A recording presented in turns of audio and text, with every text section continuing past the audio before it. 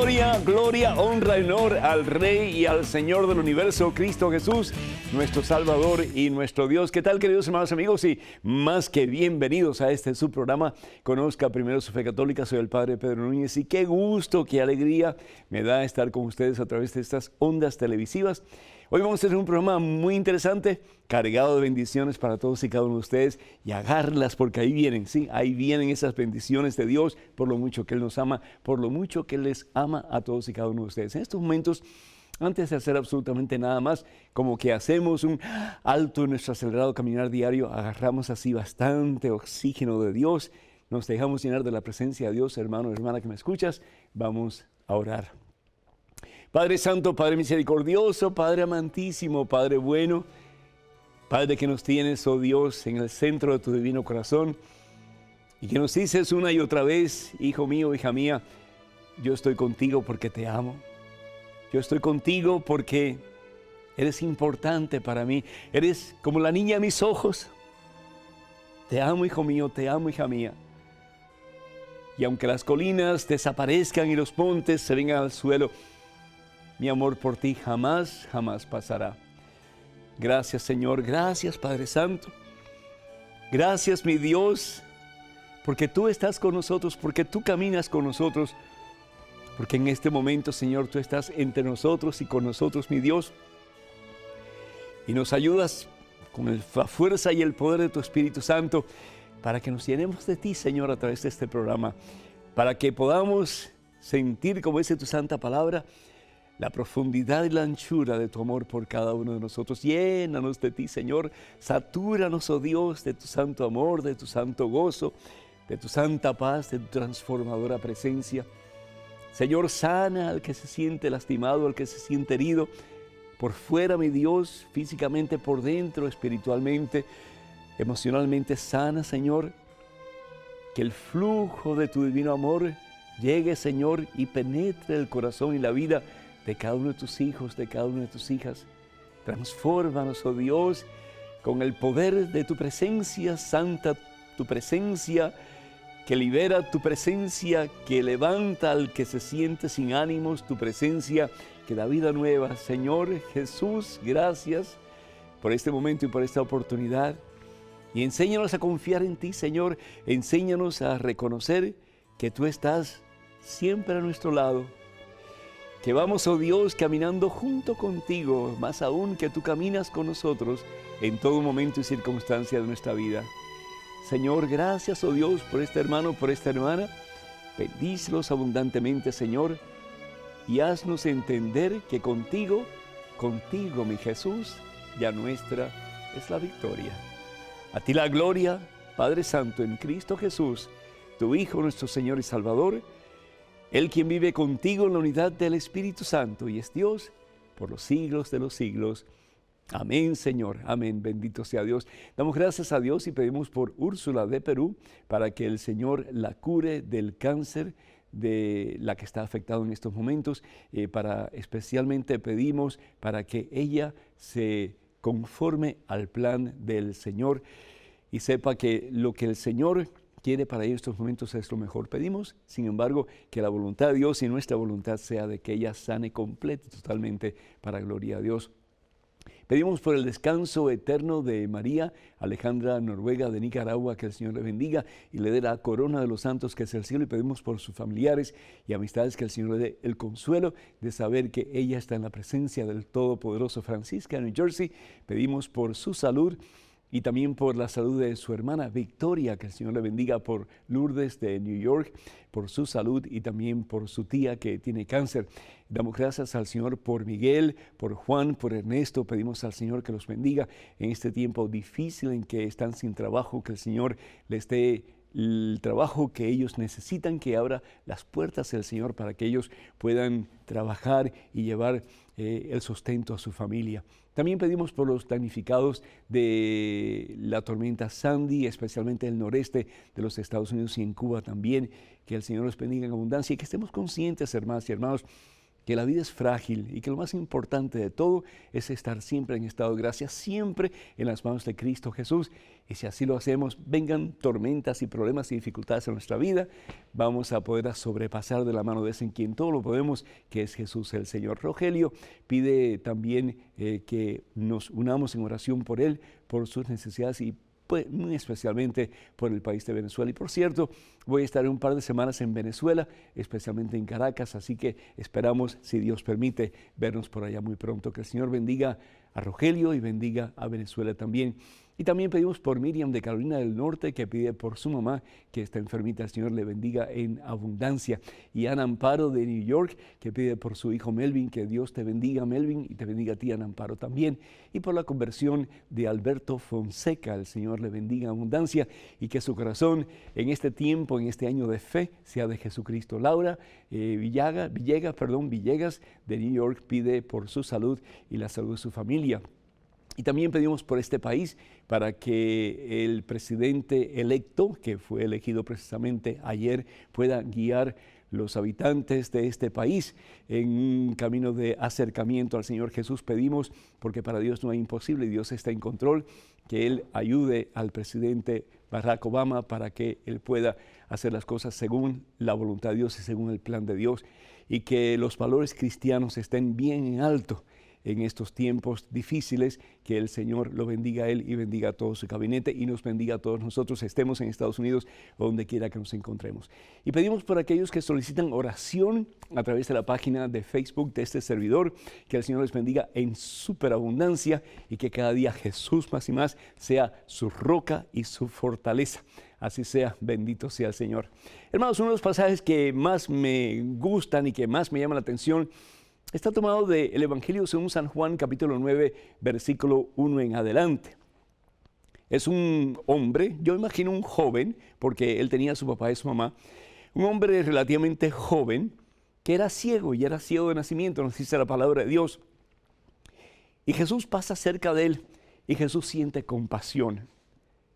La ceguera en la Biblia es consecuencia en muchas circunstancias del pecado. Pero en este caso, este joven no había cometido pecado. Dice la palabra de Dios que ni él ni sus padres tampoco. Pero sin embargo, como que el joven nos representa a todos nosotros, que a consecuencia de nuestros pecados estamos ciegos, no podemos ver la gloria de Dios. Como Bartimeo, que tenía a Jesús delante de él y no podía verlo, hasta que Bartimeo toma la decisión más importante de su vida. Y no solamente de un salto se acerca a Jesús después de haberle pedido una y muchas veces: Jesús, hijo de David, ten compasión de mí. Pero también le dice al Señor: Señor, que yo vea, que yo vea. Y deja su trapo sucio a un lado, deja su pasado a un lado y comienza a experimentar una vida nueva. En el caso de este ciego, este joven ciego, Jesús agarra un poco de tierra y escupe, es decir, Él toma de nuestra fragilidad, de nuestro pues ser débil y frágil y limitado, y Él pone un poco de sí mismo y dice la palabra de Dios que hace el lodo, y con ese lodo unta ese lodo en los ojos del ciego. Jesús lo pudo haber curado en ese preciso momento. Jesús es el Dios del poder, el Dios de la victoria. Pero sin embargo, ¿qué es lo que hace Jesús? ¿Qué es lo que dice Jesús al ciego? Si ustedes leen ese pasaje, y ojalá que lo lean de nuevo, Evangelio según San Juan, capítulo 9, versículos del 1 hasta el 7. Hasta el 7. Leen ese pasaje, por favor. ¿Qué es lo que dice Jesús al ciego? Ve a la piscina de Siloé y lávate los ojos. Es decir, en el caso nuestro, sería como que darnos una penitencia. Confesamos el pecado, reconocemos que somos ciegos, que nos hemos dejado cegar por el pecado. ¿Y qué es lo que hace el sacerdote? El sacerdote impone una penitencia. Nos ordena que hagamos algo. Y ese algo es algo constructivo, algo que nos va a ayudar a quitar de una vez, y si así lo queremos para siempre, ese peso que hemos adquirido a consecuencia del pecado. Jesús le dice al ciego: ve y lávate en la piscina de Siloé. De nuevo, Jesús pudo haber sanado instantáneamente a aquel hombre, pero sin embargo le da una penitencia: ve hasta la piscina de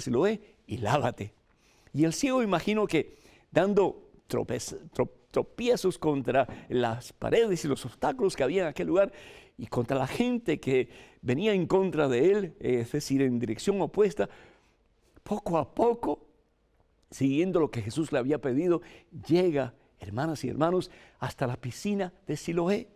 Y nos dice la palabra de Dios que se acerca al agua de la piscina y comienza a echarse agua en la cara.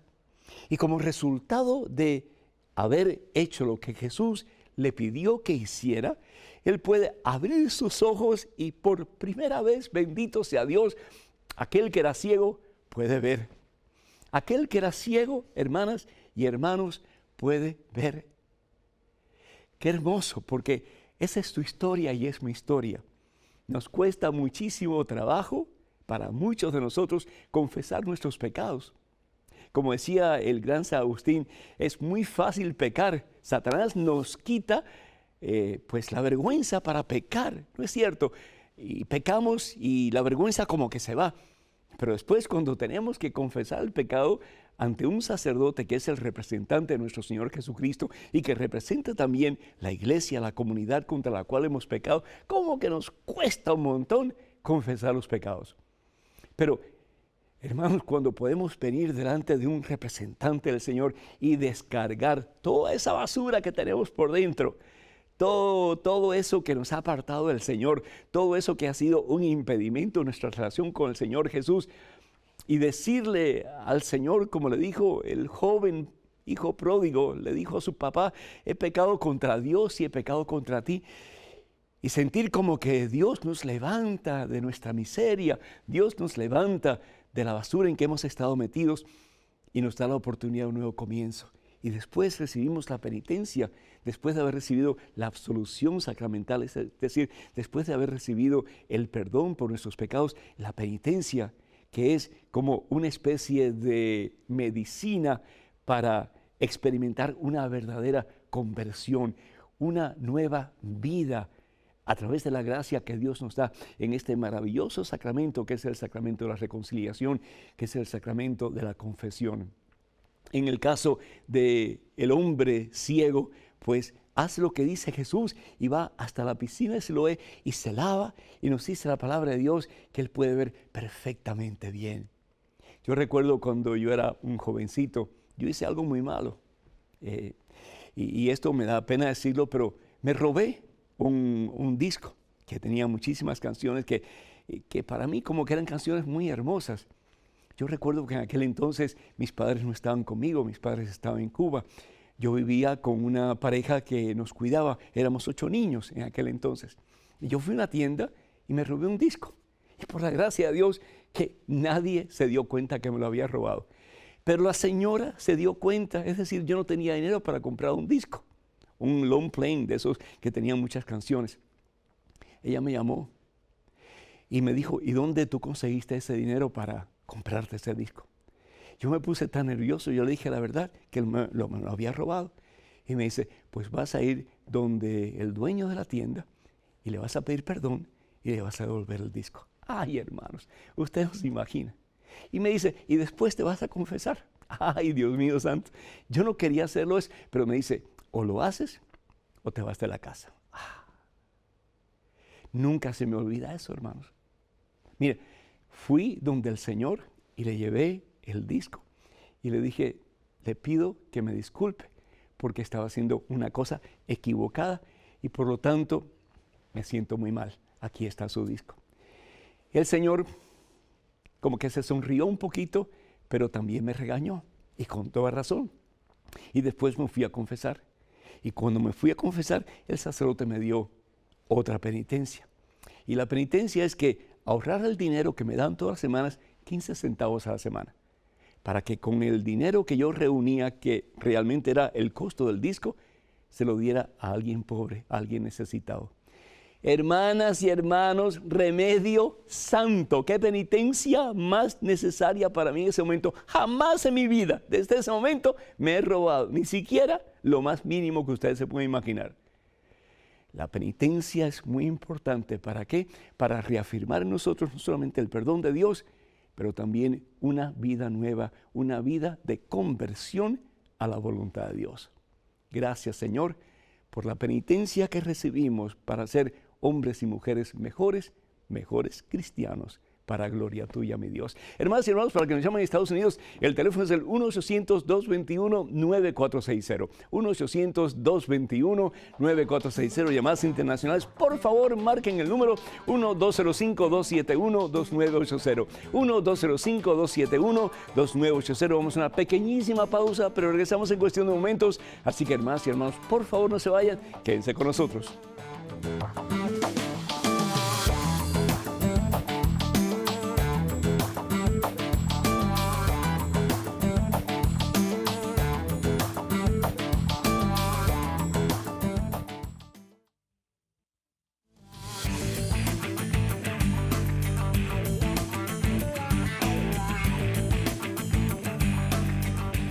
Y alabado sea el Señor Jesús, y recordamos, hermanas y hermanos, que el teléfono para que nos llamen con cualquier pregunta usted tenga es el 1-800-221-9460 en Estados Unidos y el 1-205-271-2980 para llamadas internacionales. En estos momentos un correo electrónico con una pregunta. Adelante, por favor. Padre Pedro, estamos en un gran debate con mis hermanos en Cristo, dudando sobre ser santos. Yo entiendo que Dios nos regala su santidad porque Él es santo, y nosotros debemos progresar en la santidad que Él nos da, que podemos tener errores y caídas. Por otro lado, me dicen que estamos en un proceso de santidad, que aún no somos santos. Díganos, Padre, ¿somos santos o estamos en proceso de serlo? Se lo agradecemos de antemano. Verónica Espinosa, de Lima, Perú. Verónica, qué bueno que están estudiando sobre la santidad y el llamado de Dios a que seamos santos como Él es santo. Hay dos tipos de santos. El primer santo es el que San Pablo usa ese término para hablar sobre todos los bautizados. Todos los bautizados, por ser bautizados en Cristo Jesús, somos santos. La palabra santo significa consagrado, separado. Somos de Cristo a través del bautismo, como dice San Pablo en Romanos, la carta de San Pablo, Romanos capítulo 6, hemos sido injertados en Cristo y por lo tanto somos parte del cuerpo de Cristo que es la iglesia, Romanos capítulo 12 y también 1 Corintios capítulo 12. En la carta de San Pablo a los Efesios capítulo 1, versículo 1, dice la palabra de Dios: carta de Pablo, apóstol de Cristo Jesús por voluntad de Dios, a los santos que en Éfeso están y perseveran en Cristo, a los santos de Éfeso, es decir, a los bautizados de Éfeso. Entonces, desde el punto de vista de Pablo, todo hombre o mujer bautizado en Cristo Jesús es un santo, es decir, es una persona separada para Dios, es una persona consagrada a Dios. Pero Dios quiere que vayamos mucho más allá del bautismo, es decir, el bautismo nos injerta en Cristo Jesús, pero ustedes saben muy bien que el pecado nos puede apartar de Cristo Jesús, ¿verdad? Porque le damos la espalda al Señor a través de nuestra desobediencia a su santa voluntad. ¿Qué es lo que dice la palabra de Dios en relación a la santidad? Si vamos a Levítico, el libro de Levítico, al capítulo 11, versículo 44, el Señor nos dice: sean santos porque yo, Yahvé tu Dios, soy santo. Es decir, estamos llamados a ser imágenes de Dios. Y nos dice la palabra de Dios en el libro de Génesis que cuando Dios nos crea a imagen y semejanza suya. Y si vamos al libro el Evangelio según San Mateo, capítulo 5, versículo 48, el Señor dice: sean perfectos como mi Padre Dios es perfecto. Entonces, lo mínimo que podemos hacer es recibir el bautismo para estar injertados en Cristo Jesús, que es el santo, y por lo tanto nosotros ser separados para Cristo. Pero tenemos una larga jornada que es el ser como Dios, es decir, ser imágenes y semejanza de Dios, ser espejos de Dios, ser santos como Él es santo. En estos momentos otro correo electrónico. Adelante, por favor, con la pregunta. Padre Pedro, me reúno en la Iglesia Católica Ecuménica Renovada. Según la historia, la Iglesia Ortodoxa es la que ha conservado la fe. Espero que un día el Papa se una a esta fe para hacer una sola iglesia. José Antonio Ruiz. José Antonio, ¿y qué tú haces, hermano, en la Iglesia Católica Ecuménica Renovada si tú crees firmemente que la Iglesia Ortodoxa es la que tiene la totalidad de la verdad y la pureza de la verdad y de la fe? Es decir, estás jugando con tu salvación. Primero que todo, la Iglesia Ortodoxa no tiene la totalidad de la verdad ni tiene la pureza completa de la fe. ¿Por qué? Porque no obedecen la autoridad del pastor supremo visible de la Iglesia, que es el Papa, el vicario de Cristo, a quien el mismo Jesús en Pedro le da autoridad para que ate o para que desate. Evangelio según San Mateo, capítulo 16, versículo 18. Entonces, estás jugando, hermano, con fuego. Desafortunadamente, pensando que estás haciendo lo correcto, estás haciendo lo incorrecto y estás llevando a otros a la misma situación. La Iglesia Ecuménica Católica, quiero que sepas, renovada, quiero que sepas que fue instituida o establecida por un sacerdote llamado Michael Collins. En 1935 comienza toda su historia. Él desarrolla una sociedad, una congregación religiosa, y poco tiempo después, en ese mismo año, él dice que en una misa en que Jesucristo fue el celebrante, Jesucristo lo ordena a él obispo, Esto es lo que dice el sacerdote Michael Collins. Él tuvo muchísimos problemas con su obispo y con el Papa también, hasta el punto que él es excomulgado de la Iglesia Católica. Un poco más adelante, en 1961, él no solamente funda o establece su propio Vaticano, pero se proclama a sí mismo el nuevo Papa. Él es el primer antipapa del siglo XX y se pone el nombre de Clemente XV. Yo no sé a quién tú estás siguiendo, hermano. ¿Cómo tú vas a decir que el Papa Benedicto XVI o el Papa que esté en esos momentos sirviendo al pueblo de Dios y sirviendo al Señor, que tiene que unirse a tu iglesia, que fue fundada por un hombre que realmente no tenía base en absoluto para decir lo que dijo, y además de eso, desobedeciendo a la jerarquía de la iglesia, se autonomina Papa y se pone el nombre de Clemente XV? Jugamos con nuestra salvación muchas veces. Y como bien sabemos, hermanos, que el que juega con fuego se puede quemar.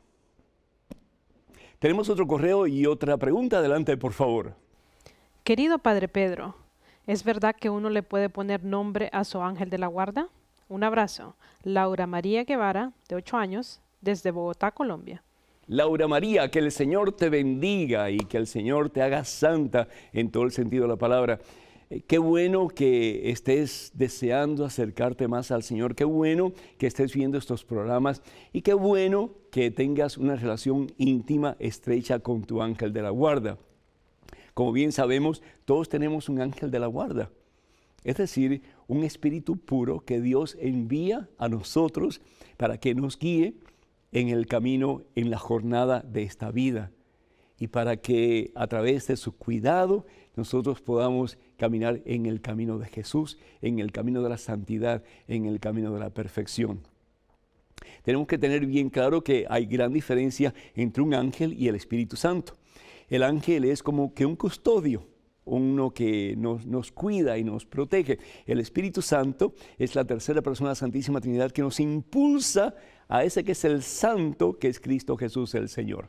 Definitivamente le puedes poner nombre a tu ángel si eso te ayuda a tener una relación más íntima y más estrecha con tu custodio, con tu ángel de la guarda. Que Dios te bendiga y muchas felicidades. Y hermanos y hermanos, de nuevo, para que nos llamen en Estados Unidos, el teléfono es el 1-800-221-9460. 1-800-221-9460. Esperamos sus llamadas. Y las llamadas internacionales, por favor, marquen el número 1-205-271-2980. 1-205-271-2980. Vamos a una pequeñísima pausa como de costumbre, pero regresamos en cuestión de momentos. Hermanas y hermanos, por favor no se vayan, quédense con nosotros.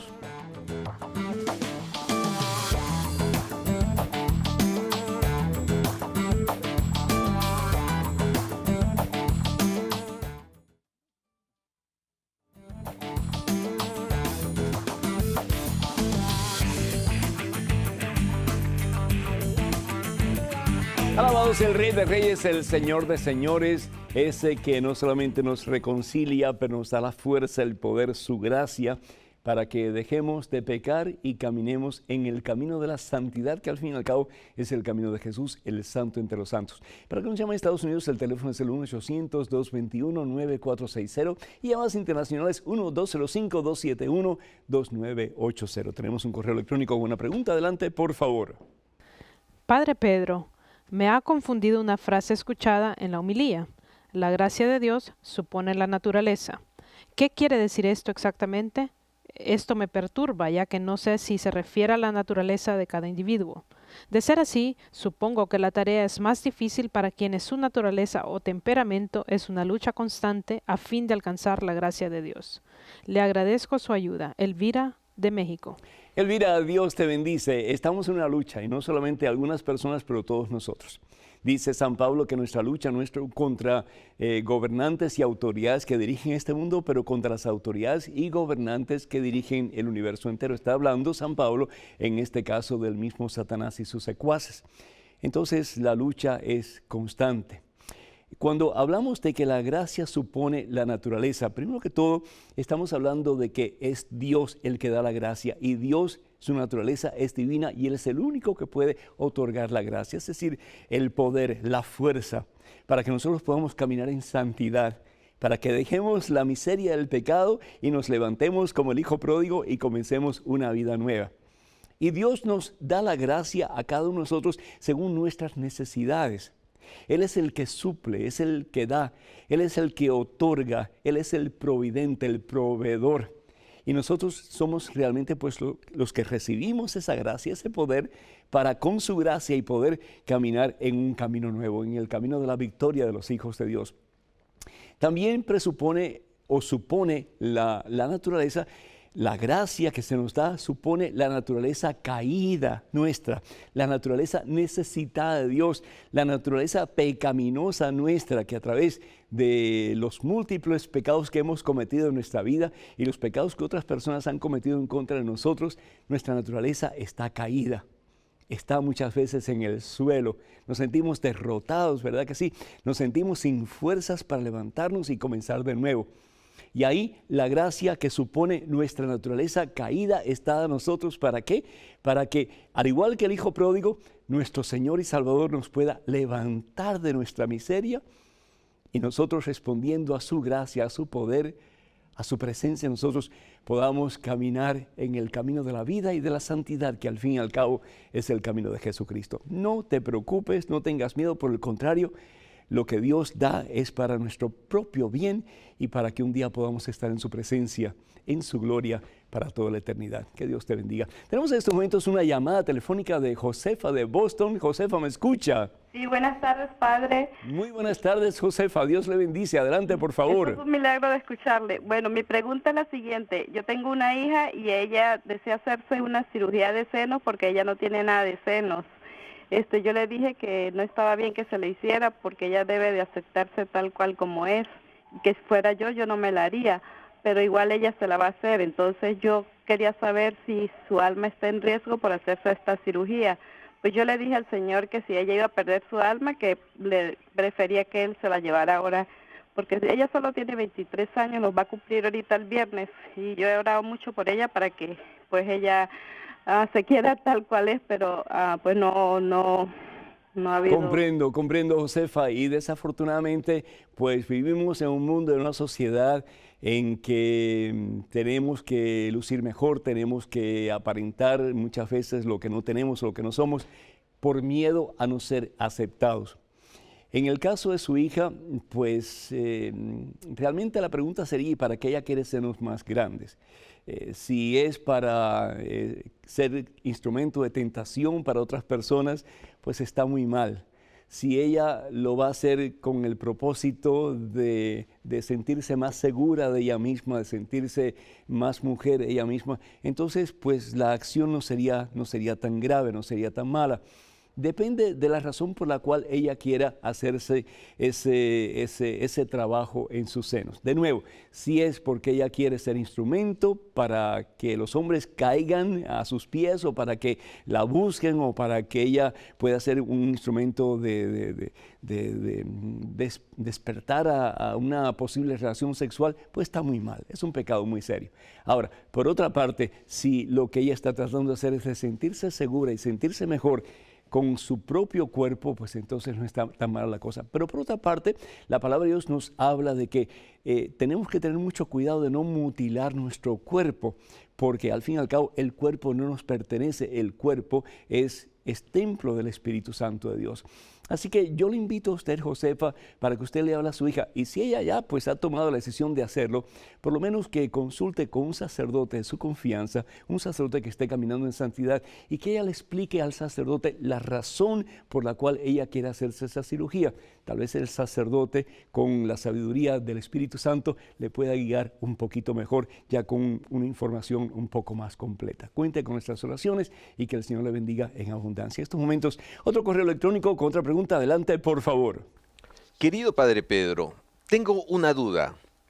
Muchas veces nuestros hermanos protestantes dicen que la intercesión de los santos no es algo bíblico, pues ni en el Antiguo ni en el Nuevo Testamento se habla de la intercesión de una persona fallecida por los vivos. ¿Cómo responder a esta crítica? Muchas gracias por su ayuda. Martín, de Argentina. Martín, Dios te bendice. Pues si nosotros creemos que estamos llamados a orar los unos por los otros, y eso es precisamente lo que Dios quiere que hagamos, orar los unos por los otros, la oración de intercesión tan importante que es, a mí me fascina y a veces hasta como que no entiendo. Sí, está bien que nosotros le pidamos a un pastor evangélico, a un pastor protestante, que ore por nuestras necesidades, y ustedes lo ven todo el tiempo, orando por las necesidades de la gente. Y esa persona, por muy cerca que esté de Dios, hermanos, está lejísimo de Dios, comparado con una persona que está en la presencia de Dios, un santo, es decir, un héroe de la vida cristiana. Entonces, sin embargo, con cualquier facilidad del mundo, aceptamos que una persona pecadora, porque estamos en el mundo, una persona pecadora, ore o interceda por un necesitado. ¡Ay, todo está perfectamente bien! Y hasta creemos que esa oración tiene poder y el Señor la utiliza para que la persona cambie de vida y se levante de sus enfermedades y experimente nueva vida. No hay problema con eso. Pero ahora, pedirle a los que están al lado de Dios, al lado de la fuente de vida y salvación eterna, como que eso nos causa problemas. ¿Por qué? ¿Saben por qué?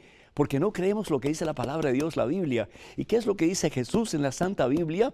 Evangelio según San Marcos capítulo 12, que Dios no es un Dios de muertos, bendito sea Dios. Dios es un Dios de vivos, y aquellos que están en su presencia, los santos, los que han alcanzado la victoria total por la gracia de Dios y que han alcanzado de verdad la santidad plena porque están en la presencia de Dios, esas personas tienen mucha más facilidad y mucho más mérito para interceder por nosotros, no méritos por ellos mismos, sino porque han aceptado la gracia de Dios y son canales limpios y puros a través de los cuales la gracia de Dios fluye a través de ellos para nosotros.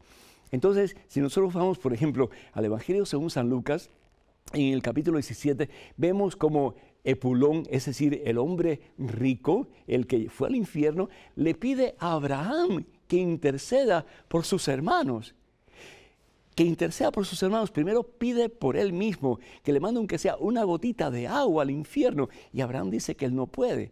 Es decir, hay una distancia enorme entre el cielo y el infierno. En este caso, entre el Sejol, que es el lugar de los justos, que están esperando al Salvador que los va a llevar a la gloria, que es Jesucristo, y donde está Epulón, que es el infierno. Y dice, pues entonces, que mandes a Abraham a alguien, a mis hermanos, para que les hable y para que ellos recapaciten. Y Abraham le dice, ni escucharon al mismo Moisés, ¿cómo van a escuchar a otra persona? Y Jesús está hablando realmente de sí mismo, no lo va a escuchar él tampoco, ¿verdad? Porque el que está ciego y está aparte del camino del Señor, pues es difícil que enderezca sus pasos. Lo puede hacer, pero es difícil. Pero en este caso, Jesús le dice, Abraham le dice, tienen personas que los pueden ayudar. Pero ¿qué está haciendo este hombre desde el infierno? Pidiéndole a Abraham, que está tan cerca de Dios, que interceda para que sus hermanos se salven. La palabra de Dios nos dice, y es clara, en la carta de San Pablo a los Efesios, en el capítulo 6, versículo 18, dice, oren, oren constantemente, sin desanimarse jamás. Rueguen también por mí para que pueda hablar y se me den palabras y para que pueda predicar el evangelio que se me ha encomendado. Porque hasta encadenado quiero predicar ese evangelio. Es decir, si nosotros aquí en la tierra tenemos el poder, tenemos el privilegio de interceder los unos por los otros y de poder dejarnos usar por el Señor para que su gracia fluya a través de nosotros hacia las personas por quienes estamos orando, cuánto más aquellos que están en el cielo gozando de la presencia de Dios no tendrán la posibilidad de dejarse usar por el Señor como instrumentos puros y cristalinos y transparentes para que la gracia de Dios fluya a través de ellos y toque nuestros corazones duros y nos ayude a caminar en el camino de la victoria, en el camino de la vida, en el camino de la santidad, que al fin y al cabo es Cristo Jesús el Señor. En estos momentos, otro correo electrónico, adelante, por favor. Padre Pedro, si los mandamientos fueron dados por Dios, ¿por qué razón la Iglesia cambia el día séptimo por el domingo, si Jesús vino a hacer cumplir la ley y no a cambiarla? Si esto es cierto, entonces ¿podríamos cambiar cualquier mandamiento? Agradezco su respuesta. Diana. Diana, que Dios te bendiga. Diana, los cristianos católicos pertenecemos a la iglesia o somos la iglesia del Nuevo Testamento. No somos la iglesia del Antiguo Testamento. El Antiguo Testamento, Jesús no había venido todavía. Jesús no había sufrido todavía. Jesús no había sido crucificado todavía. Jesús no había resucitado todavía. Y lo que Dios está pidiendo en el libro del Éxodo capítulo 20, versículo 8, es que un día de la semana lo reservemos para Él, para darle gloria a Él a través de nuestras oraciones, a través de nuestra unión como hombres y mujeres de fe. En el caso de ellos, ir a la sinagoga. Cuando ya se estableció el templo, pues ir al templo por lo menos una vez al año y sacrificar animales pidiendo al Señor en alguna forma que perdonara sus pecados. Pero cuando llega Jesucristo y cuando Jesús nos habla de que Él es el pan vivo bajado del cielo y que tenemos que comerle a Él para tener vida y salvación eterna, los judíos de la antigua alianza, del Antiguo Testamento, se horrorizan porque ¿cómo es que vamos a comer y beber sangre y grasa cuando eso está prohibido en el Antiguo Testamento? Pero Jesús viene a darnos una nueva perspectiva del amor de Dios, de ese que se rinde por amor, de ese que se entrega por amor, de ese que se dona por amor sin reservas ni condiciones, para que recibiéndolo a Él totalmente, nos podamos sumergir en Él de tal manera que podamos decir como San Pablo, ya no soy yo quien vivo, es Cristo Jesús quien vive en mí. Y Jesús no solamente se nos da en la Sagrada Eucaristía, Jesús se rinde a nosotros en una cruz en el Calvario para que tengamos vida. Y Él resucita, dice la palabra de Dios, el primer día de la semana. ¿Y cuál es el primer día de la semana? El día después del Shabbat. La palabra Shabbat, que significa descanso, un día de la semana reservado para Dios. Pero el primer día de la semana es el día en que Jesús victoriosamente resucita de entre los muertos. ¿Para qué? Para darnos la certeza de que si nosotros recibimos su gracia y su poder, también Él nos va a sacar de nuestras tumbas para que tú y yo caminemos, Diana, en el camino de la santidad y de la victoria, que al fin y al cabo es el mismo Jesucristo. Esto lo comprendieron muy bien los cristianos de la iglesia primitiva. Y nos dice la palabra de Dios, fíjate, qué interesante. En los Hechos de los Apóstoles, y tenemos que, benditos a Dios que estamos estudiando la Biblia, pero tenemos que conocer más la palabra de Dios y tenemos que conocer más las enseñanzas de nuestra Santa Iglesia Católica y descubrir el por qué la Iglesia dice lo que dice, y todo lo que la Iglesia dice está basado definitivamente en las enseñanzas de la Iglesia y en la tradición apostólica. Dice la palabra de Dios, Hechos de los Apóstoles capítulo 20, versículo 7. El primer día de la semana, ¿qué día es? El domingo. Estábamos reunidos para la fracción del pan. ¿Y cuál es la fracción del pan? La Eucaristía. ¿Cuándo la celebraban? El primer día de la semana. ¿Qué día es ese? El día domingo, el día del Señor. Para nosotros como católicos cristianos, como la iglesia del Nuevo Testamento, la iglesia fundada por Jesucristo, el día para guardar el Shabbat nuestro, el día de descanso, el día para darle gloria a Dios, es el día en que Jesús resucita, el día del Señor, y por lo tanto se llama domingo. Para que nos llamen a Estados Unidos, el teléfono es el 1-800-221-9460. 1-800-221-9460. Llamadas internacionales, por favor, marquen el número 1-205-271-2980. 1-205-271-2980. Vamos a una pequeñísima pausa. Estamos escuchando la música, pero regresamos en cuestión de momentos. Así que, hermanas y hermanos, por favor, no se vayan. Quédense con nosotros.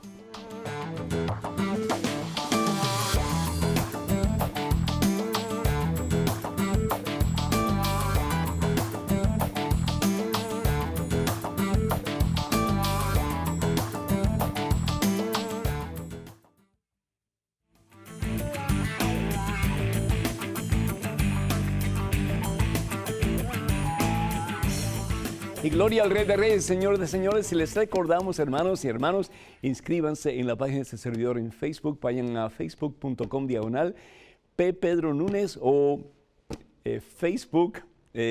Bueno, creo que eso es suficiente por el momento. Así que vamos a una pregunta en un correo electrónico. Adelante, por favor. Don Pedro, la Biblia dice claramente que las oraciones no deben de ser mecánicas o repetidas de un cuaderno o libro. En Mateo 6, del 7 al 8 nos lo aclara. Porque en la Iglesia Católica lo hacen mecánica y repetidas veces. ¿Tiene más autoridad lo que dice Santo Tomás de Aquino o la palabra de Jesucristo? Germán, de Costa Rica. Don Germán, el Señor te bendice y gracias por tu pregunta, muy buena y creo que es de mucho mérito. Primero que todo, Germán, todo lo que la iglesia enseña, todo lo que la iglesia nos invita a hacer, está basado en la Sagrada Escritura. Y Germán, qué bueno que estés estudiando la Santa Biblia, pero tienes que aprender más todavía. Y antes de criticar o antes de apuntar con el dedo y decir, esto no sirve, pregunta el por qué, ¿verdad? Se está haciendo eso. Y qué bueno que estás tomando esta oportunidad para preguntar. Y yo imagino que con la mejor intención del mundo, preguntar el por qué nosotros pues repetimos palabras cuando estamos en oración. Y esto viene de la cultura hebrea, esto viene de la cultura judía a la cual pertenecía nuestro Señor y Salvador Jesucristo. Jesús era judío y por lo tanto Jesús tenía en su ser la cultura judía y hacía las prácticas judías y especialmente cuando él oraba, Jesús repetía palabras. Jesús repetía palabras. Cuando Jesús habla en contra de la repetición de las palabras, le está hablando a un grupo de fariseos en este particular, porque a estos fariseos les encantaba, ¿verdad?, decir un sinnúmero de palabras repetidas una y otra vez, y sobre todo en las plazas y en los lugares públicos. ¿Para qué? Para que la gente los notara a ellos y los alabara. Entonces, el punto de alabanza no era Dios a través de su oración, sino que eran ellos mismos. Ellos querían la alabanza para ellos poder sobresaltar o sobresalir ante todas las personas reunidas en esa plaza. Y Jesús los critica y le dice, mal hecho. Esas oraciones repetidas de nada sirven. Y yo tengo que estar pues abierto a la verdad de que muchas veces nosotros los católicos repetimos palabras y no sabemos ni lo que estamos diciendo. Pero lo que sí podemos estar seguros es de que toda oración vale, aún las más sencillas y rutinarias. Y no solamente Dios escucha nuestras oraciones, pero Dios por su amor que no tiene límites, su divina misericordia, responde a nuestras oraciones en formas magnánimas, formas poderosas.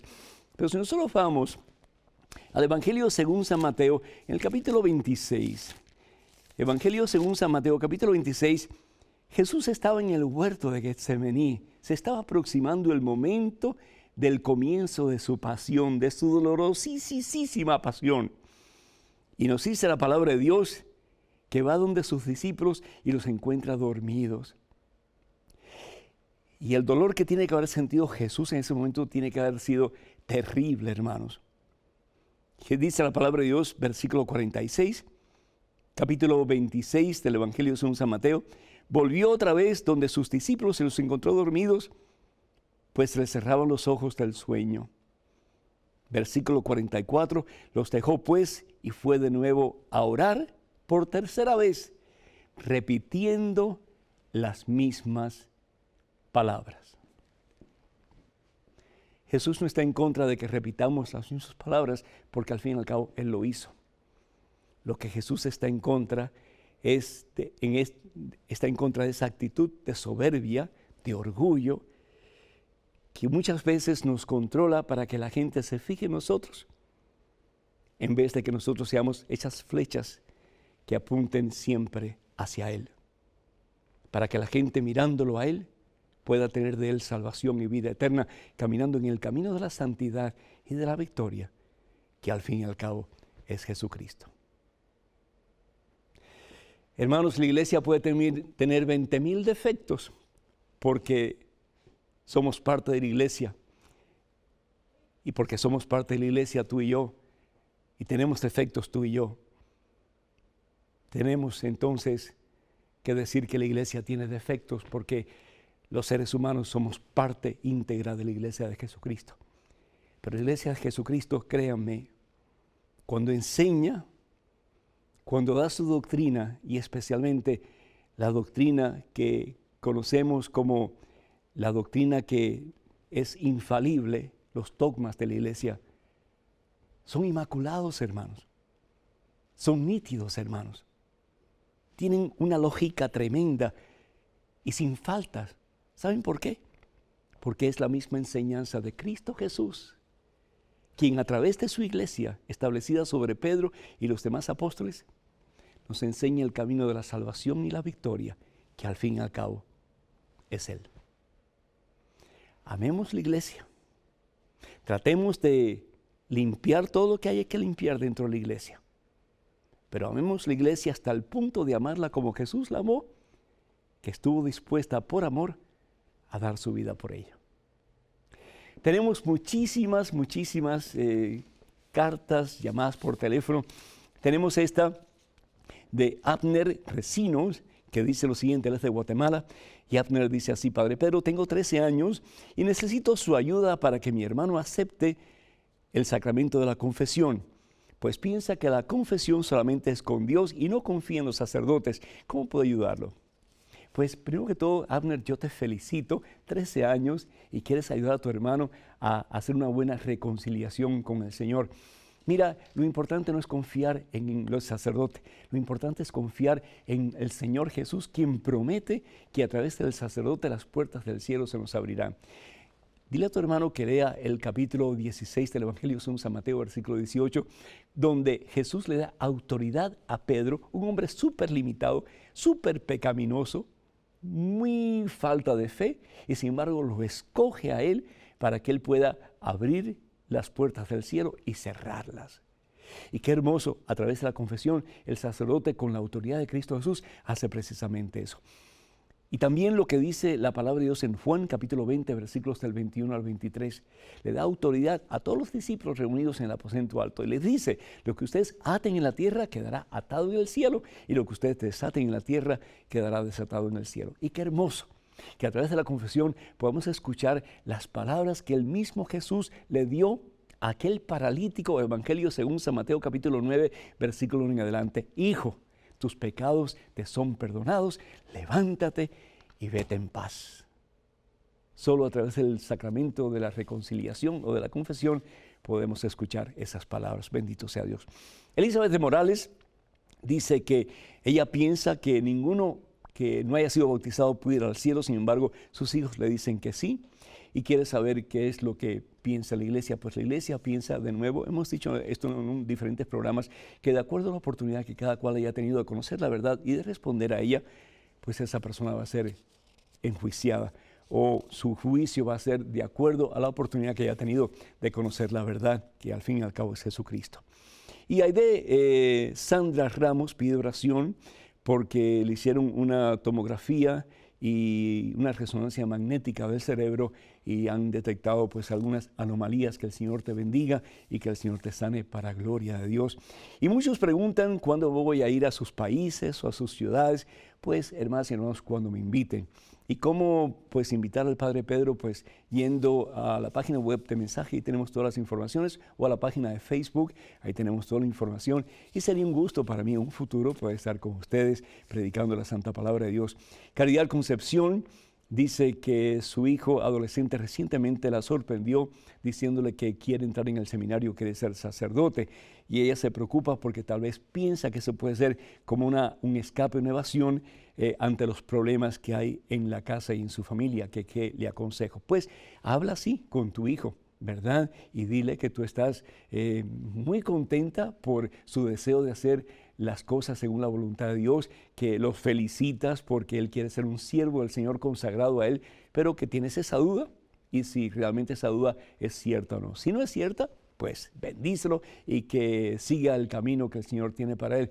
Y si eso realmente es como una especie de excusa para él olvidar esa situación familiar y entrar en un lugar donde él piensa que va a escapar, pues decirle que está haciendo algo que le va a causar mucho daño en el futuro. Nilo Morales dice, soy de Chile y últimamente han dado de boca en boca diciendo a la gente lo que pasará en diciembre de este año 2012, es decir, el fin del mundo, los 3 días de tiniebla, etc. Nilo, en el nombre del Señor Jesús, no le hagas caso a lo que dice la gente no sabe cuándo será el fin del mundo. El único que sabe, dice la palabra de Dios, es el Padre, y cuando venga, lo importante, dice Jesús, que estemos preparados, porque de nuevo vendrá como ladrón en la noche, cuando menos lo esperamos. Patricio Garza, de Monterrey, México, dice que si Dios sabe nuestro futuro, y si Él fuera, y si Él fue y será, entonces, ¿por qué Él permite que muchos que pecan en este mundo no lleguen a la salvación? Pues Jesús va a hacer todo lo posible para salvarnos. Y el amor, al fin y al cabo, no puede ser otra cosa sino que crear. Dios es amor y Dios crea. ¿Qué hace un papá y una mamá? Aunque sabe que sus hijos van a sufrir, etcétera, por amor, ellos procrean. Al fin y al cabo colaboran con Dios. Dios es amor y por lo tanto crea, y Dios no puede hacer otra cosa sino que ejercer su amor, en este caso a través de la creación. Estaré en Tucson, Arizona, este fin de semana, y si Dios quiere, el próximo estaré en Caracas, Venezuela, y el próximo tendremos una fiesta maravillosa en Nueva Orleans, Luisiana, el día 24, día sábado, de 7 a 10 de la noche. Así que para más información, por favor, vayan a mensaje1.com o vayan también a la página de Facebook de este servidor para tener todos los pormenores. Que el Señor los bendiga en abundancia, Padre, Hijo, Espíritu Santo. Amén. Hasta el próximo miércoles. Dios mediante.